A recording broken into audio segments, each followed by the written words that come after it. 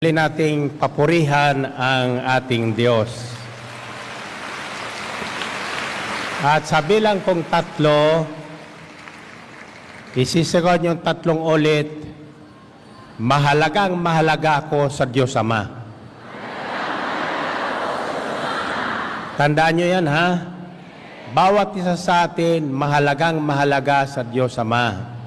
Kaya, sabi sa Biblia, the eyes of the Lord is searching through and through the whole earth, looking for someone to show Himself strong.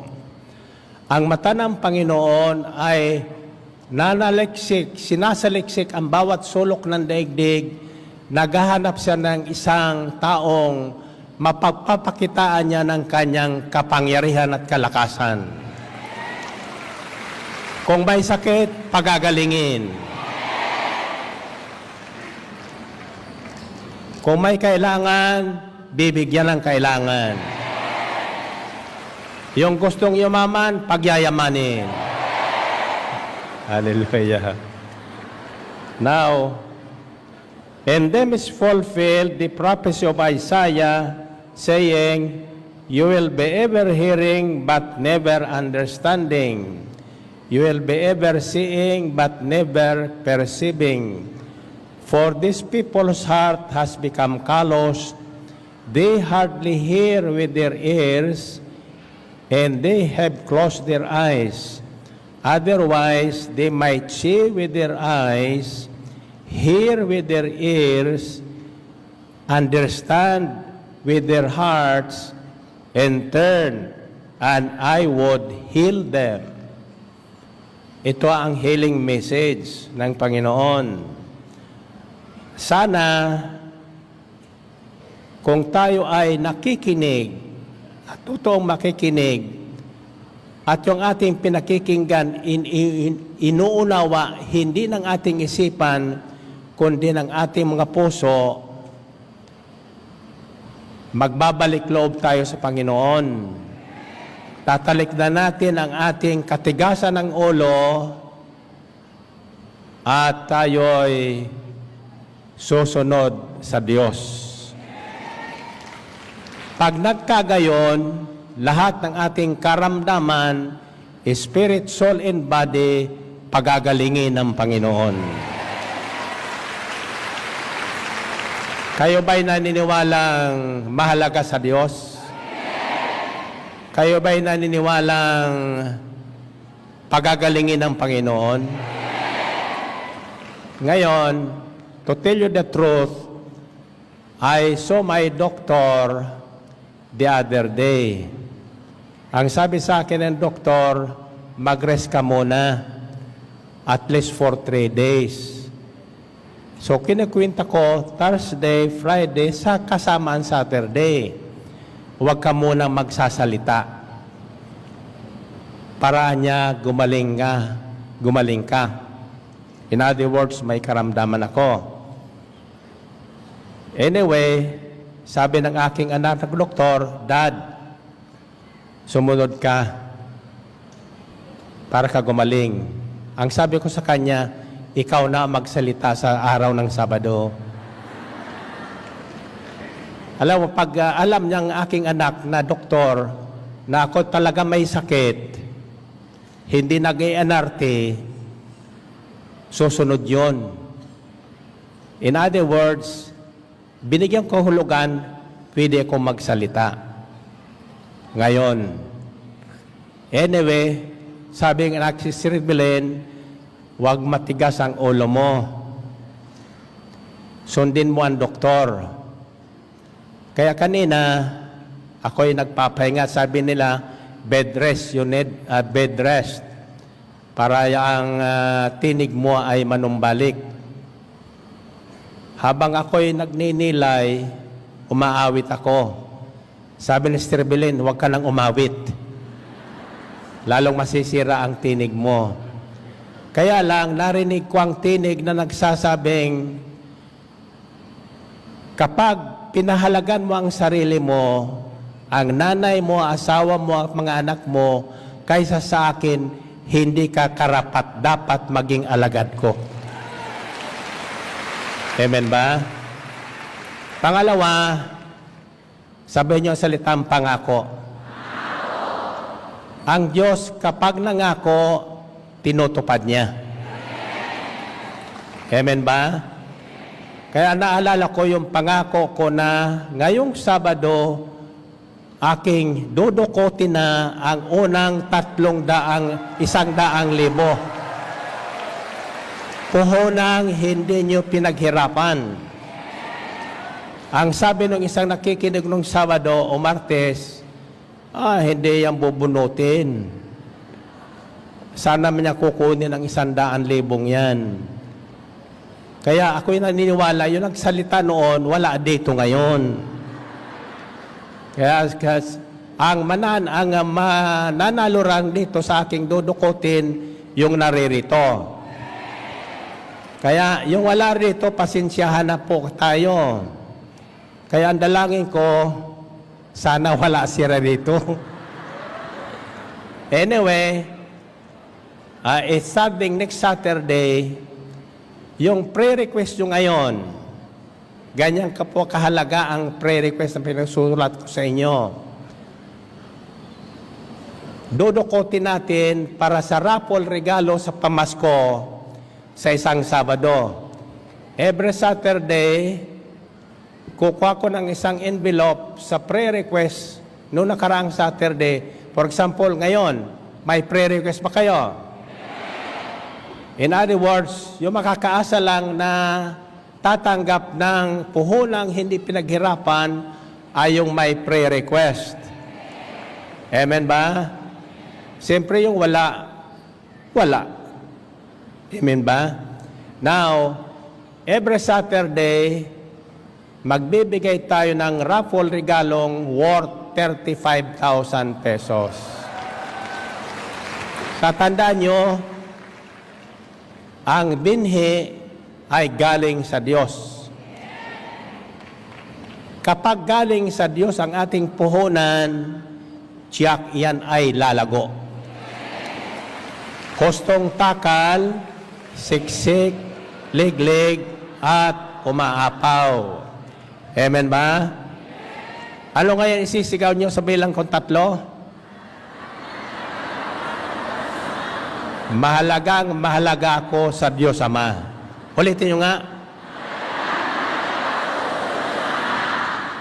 1, 2, 3. Purihin ang Panginoon.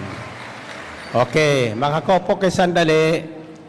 Bibigyan ko lang kayo ng tip sa divine healing or miraculous healing ng anumang karamdaman. Ang sabi dito,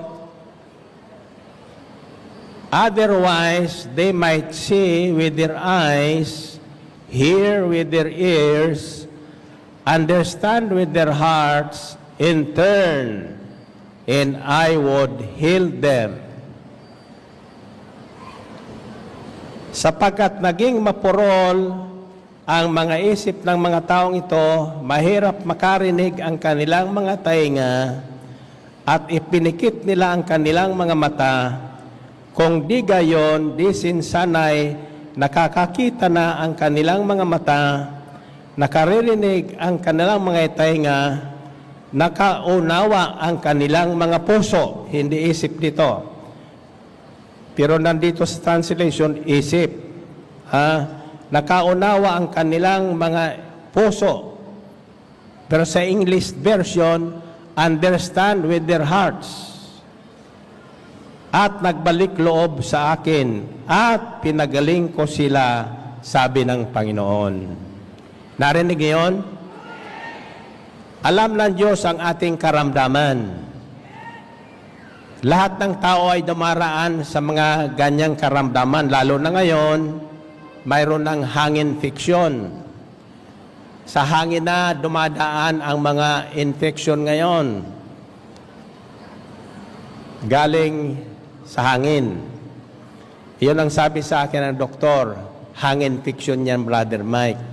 May nalinghap kang isang taong dumaan sa iyo, umubo, nalinghap mo yung kanyang ubo. Kaya, umubugan kayo? Kaya kapag kayo ay umuubo, tatakpan nyo ang nguso nyo para hindi kayo makahawa sa iba. Amen ba? So ang sekreto sa pagpapagaling ng Panginoon, tandaan natin, ibig pa tayong pagalingin ng Panginoon kapag tayo ay nagkakaroon ng karamdaman. Pagalingin ang ating hanap buhay kapag ito ay nanganganib ng bumagsak. Bago magsara, bakit magsasara? Sapagkat nalulugi na. Bakit nalulugi na? Absent ng absent sa gawain. Amen ba? Bato-bato sa langit, ang tatama ng mensaheng ito, magalit na kung magagalit. Ito ang tinitiyak ko sa inyo. Mahalaga kayo sa Diyos. Kapag tayo ay nawawala sa ating gawain, tiyak hinahanap tayo ng Panginoon. Amen ba? Ang layunin para tayo ay pagalingin. So the secret of miraculous healing na hinahanap natin, may makaramdaman na wala ng pag-asa. Sinabi ng doktor, wala ka ng pag-asa. Iyon ang huwag niyong iwawala, yung pag-asa. Sapagkat ang pananalig ay nabubuhay sa pag-asa. Narinig niyo yun? Bakit wala akong naririnig na pumapalakpak?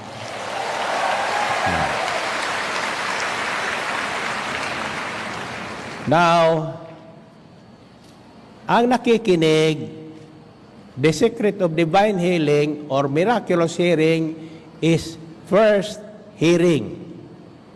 Pakikinig. Second is understanding. Pag-uunawa. Hindi basta nakikinig tayo ng isang tinig, kahit paus yan, kapag narinig mo at inunawa mo ang mensahe, patungo ka sa kagalingan.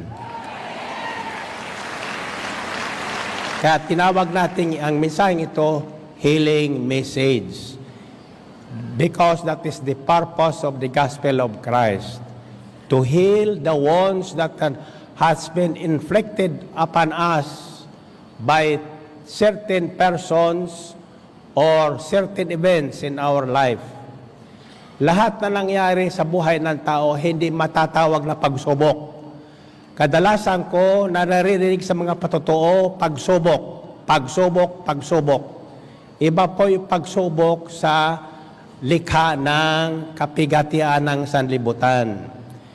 There are certain sufferings that we go through which cannot be called a test, pagsubok ng pananampalataya.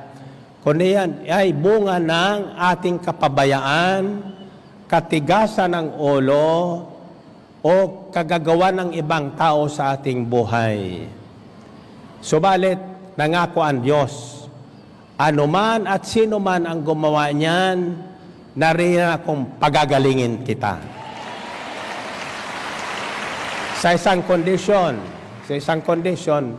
makikinig ka ng salita ng Diyos habang ito'y pinapahayag at uunawain ng iyong puso, hindi ng isip. Understand with your heart, sapagkat nangungusap ang Diyos sa puso ng tao, hindi sa isip ng tao. Hearing, understanding, and the final step is, kung naunawaan mo ang narinig mo, magsisisi ka. Aaminin mo ang iyong pagkakasala, tatanggapin mong hinahanap ka ng Diyos Ama, sapagkat mahalaga ka sa Kanya, iiwan mo ang iyong kasalanan, susunod ka sa Diyos. Amen ba? Sino sa iyo ang gustong gumaling ngayon? Sabi ko na lahat may sakit eh. Lahat nagkakaroon ng karamdaman. Iba-iba lang ang severity or degree ng ating mga karamdaman. Yung tao kasing pakinig ng pakinig, hindi inuunawa ng kanyang puso ang kanyang naririnig, parang walang naririnig. Nakasara ang kanilang mga mata. Mata ng ano? Ng kanilang pananampalataya. You know, we can see the miracle of God through our eyes of faith. Sa pamagitan ng ating mata ng ating pananampalataya, makikita natin yung dapat makita na ninihanda sa atin ng Panginoon. Yan sinasabi sa Ephesians 3:20. Sa Diyos na makagagawa ng higit sa inyong maaring hingin at isipin sa pamagitan ng kapangyarihan umiiral na sa atin. Narinig niyo yun? In other words, seeing means thinking forward. Tinitingnan natin yung ating hinahanap. Makukuha natin kung ano ang ating inaabangan. Kung ikaw ay mamamatay na, inaabangan mo yung kamatayan mo, makikita mo yon. Kung ikaw naman ay nakaunawa na ang intensyon ng Panginoon, kaya ka tinawag upang pangaralan, ituro sa iyo ang nararapat, makikita mo ang isang taong dumarating magaling na magaling.